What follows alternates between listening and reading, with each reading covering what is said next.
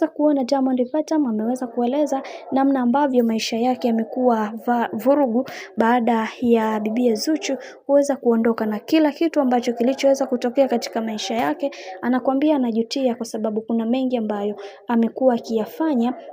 binafsi amemfanya apoteze tumaini kabisa la yeye kuweza kuwa na bibi Zuchu. Amekuwa akimuumiza mara kadha wa kadha na kujali chochote kuhusiana na maumivu ambayo amekuwa akiyapitia bibi Zuchu. Sasa kutokana na haya ambayo yanayoendelea, tumeweza kuona namna ambavyo Diamond Platnumz anahangaika na kuomba misaada ya hapa na pale ili mradi tu bibi Zuchu aweze kumsamehe, lakini kama tunavyojua Zuchu naye ameweza kukaza, hahitaji kusikia chochote juu ya kila kitu ambacho kinachoendelea, bali anachotaka ni kujitengenezea heshima yake yeye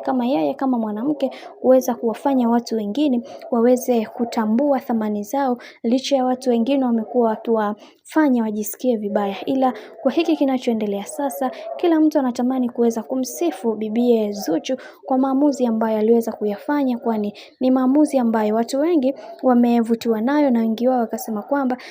hakika leo nimejifunza kutokana na makosa ambayo ameyatenda bwana mkubwa Diamond Platnumz kwa mke wake. Ila tunaamini katika haya yote Mungu atafungua njia na kila kitu kitakwenda kuwa sawa. Sasa sijui kama bibi Zuchu ataweza kukubaliana na hii hali ya bwana mkubwa Diamond Platnumz ama inakuwaje, lakini wengi wao waliweza kuzungumza na kusema kwamba wacha tuone, kwa sababu bibi Zuchu safari hii bwana amekaza, hataki ujinga kabisa, maana amekuwa akimchezea na kumuona kama ni mtu mjinga, na mwenzie safari hii hataki kabisa maswala ya masiala, yuko busy na mambo yake na anahitaji kuweza kufanya mambo makubwa zaidi katika kila hatua ya maisha yake ambayo amekuwa akipiga bwana. Mambo ndo kama hivyo. Mimi nikusii, kama ndo mara kwa kwanza basi usisahau kusubscribe, kulike, kushare pamoja na kucomment.